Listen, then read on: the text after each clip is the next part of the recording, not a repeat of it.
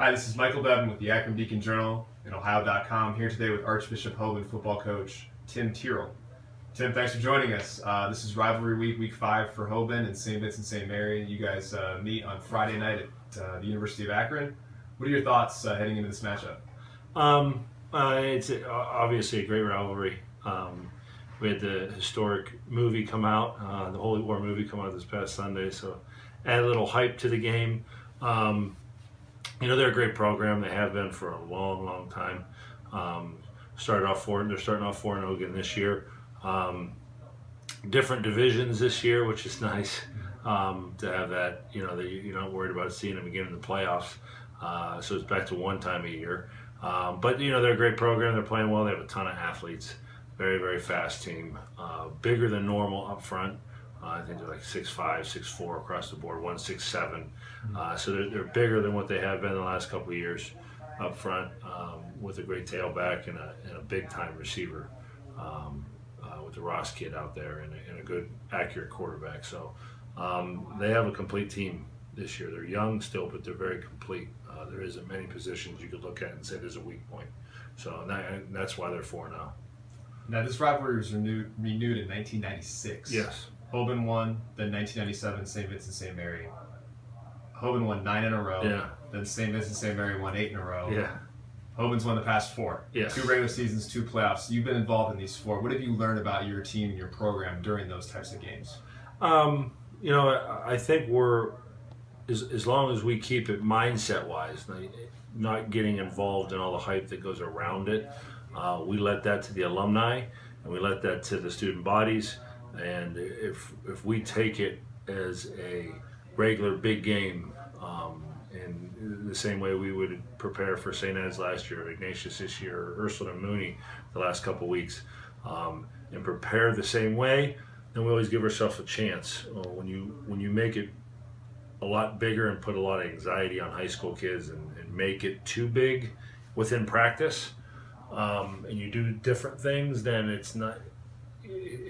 Kids react a little bit differently. They don't understand why, and why are we out of our norm. And we try to keep it as normal as possible and treat it as a normal practice week, and what we expect every week out of the kids. Things have been good, and I think that's helped the kids be calm and just play football and not worry about the crowd, not worry about the tailgating, not worrying about pep rallies and all that kind of fun stuff that the everyday alumni and student body gets to deal with. If we don't involve that, then they're able to play football and they get to celebrate after. Their goal is not to celebrate before. Their goal is to celebrate after. You guys are 3-1. You lose to Ignatius. You defeat Ursuline, Mooney, and a Canadian, West Toronto Prep. Yeah. What did you learn about your team these past few weeks? To be honest with you, we're still trying to figure it out. Usually, we always break things up since I've been here in 3 separate seasons in your regular season. So the first 4 games are its own season. St. Vincent, St. Mary, anytime you have a rival, you count it as its own season. So we're in season 2 right now. And even the last couple of years when we've been successful, I always tell the guys and the coaches that we'll figure our identity out after season 2. When we're going into the league, going to play the North Coast League, which has been very successful so far this year. A lot of undefeated teams or one-loss teams in the North Coast League this year. We'll get our identity after season 2, because you want to see how they react to a big game like Ignatius and playing 2 big Catholic schools at Youngstown. How you bounce back from a loss when you're playing the major, number 1 team in the state of Ohio right now, and then you go into your rival.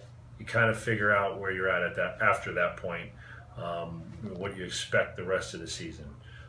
So we'll go through this week and then reevaluate everything, every position after this week, win or lose, and kind of see where we're going in when we hit season 3. You have a freshman at quarterback, Shane Ham. You have some other young players, then you have a strong senior class. Yeah. Who have been some of the kids that have really impressed you through the first 4 weeks? The younger kids that have stepped up. Shane's been efficient. Shane still, as a quarterback, has a lot to learn, but he manages a game very, very well for a freshman. He doesn't, other than that first week, and really only one of those interceptions he threw out of the two the first week were his fault. The other one was a receiver doing the wrong thing. People don't see that in the stands. But other than that, he's been very efficient, and that's what we're all are asking him to do. We don't want him to win games. Tyrus Dickerson has been somebody that has stepped up. Him and Diamante train them both at running back. Diamante had 5 carries all last year, I think, and Tyrus had none. So you lose your 2 top tailbacks who had the bulk of your carries the last 3 years. That's a very young position for us because we run the ball. No one ever noticed that. We like to run the ball. So those 2 have stepped up dramatically. Quan Easterlin on the offensive side of the ball, we moved him from a defensive starter to the starting fullback. He plays some tight end for us too. He's kind of that H-back style kid. He's really stepped up his game and learned a lot really, really fast because we did that right after playing Toledo Central Catholic in a scrimmage. We moved him there full time, and he's kind of embraced that position. Davion Pete on the defensive side of the football, who played a lot last year as a sub guy, who came in for Jabari Taylor, who was kind of the quick kid that came in for Jabari, really has lived in the weight room and gained about 25 pounds of muscle and has become a consistent starter.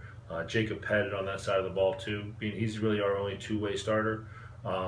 It does a very, very good job on the defensive line. And we knew Diamante was going to be a great linebacker. He's a D1 big-time linebacker style kid.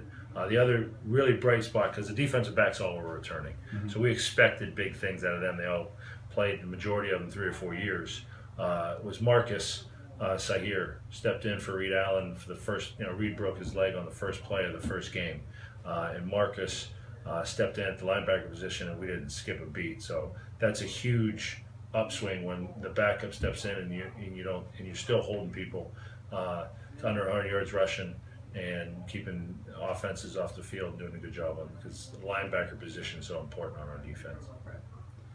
Away from football, what is the nickname you had as a child? Nickname. Well, I had 2 separate nicknames. I grew up in Youngstown, so it usually was Double T growing up, and then the older I got, somehow it turned in. I think it came off of a Seinfeld episode, which I memorized almost every episode.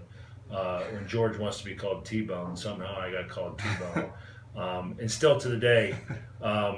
Half of Youngstown and half of Canton, where I live, it's just T-Bone. So, and you people in the stands, if you're paying attention, the Canton people or Youngstown people that are coming just to support me will be yelling T-Bone and doing different things. That's your adult nickname. That's the adult nickname. And Double T was when I was a little kid. Just everyone in the neighborhood was Double T, and just because of the initials, and that's kind of how it lived out. You played football in high school and in college, correct? Yes. And what other sports did you participate in as a youth, a teenager, and as an adult? My favorite sport growing up was basketball, always has been. Still to the day, being an older guy, because you can't play football as an older guy, still is basketball. That was my first love. Had the opportunity to play in college, but football season came first, so I kind of picked that. And was going to play both at Youngstown, but I tore up my knee my freshman year of college. So the basketball career kind of went really, really fast. And then swimming was probably my second, even before football. Did not like baseball. No reason why. I just didn't like it. My brothers were baseball players when as little kids, and I just got in a pull at age 8 and started on a swim team and did it all the way through high school. And even though basketball, I would swim in the mornings and do everything was butterfly and backstroke, and whole family. Brother's still a coach for the junior nationals down in Raleigh. Sister went to college swimming. Everyone in the family swam all summer long, and some of us did it in the winters. I just loved it, and it was still the hardest sport I've ever done. It's grueling. People don't understand how hard swimming really is. I would agree. Yeah, swimming is very difficult. And you went to high school where? Ursuline High School. Okay, and you played basketball, swim, I played basketball and football there, and then swim for the Y Neptunes. Okay. And then Logan Swim Club in the summers. So yeah, it was every 8 a.m. everyone else had summer vacation, and we were up at 7 o'clock getting ready for 8 o'clock practice, and swam all 10 years. So it's still still get in the pool and still love it and challenge people all the time because the big football coach can't swim, and I can still do the butterfly and do all that kind of fun stuff. So basketball, football, swimming. Do you like golf, tennis? Right now, at this hockey? point in my life, I picked up golf later in life. When I got into college, I've gotten pretty good at it. In the league every Tuesday, got my boys from Canton. It is like the ultimate older man sport that you get to go and do. My wife, God bless her, lets me do that every Tuesday and sometimes on weekends. But I've gotten good at it. It's the most frustrating sport there possibly is. But I've got my handicap down to respectability. 6 handicap for 18 holes, so I'm not horrible, but I'm not the greatest. All right, Coach. Well, thanks for joining us, and have fun this week and for the remainder of the season. All right, thank you.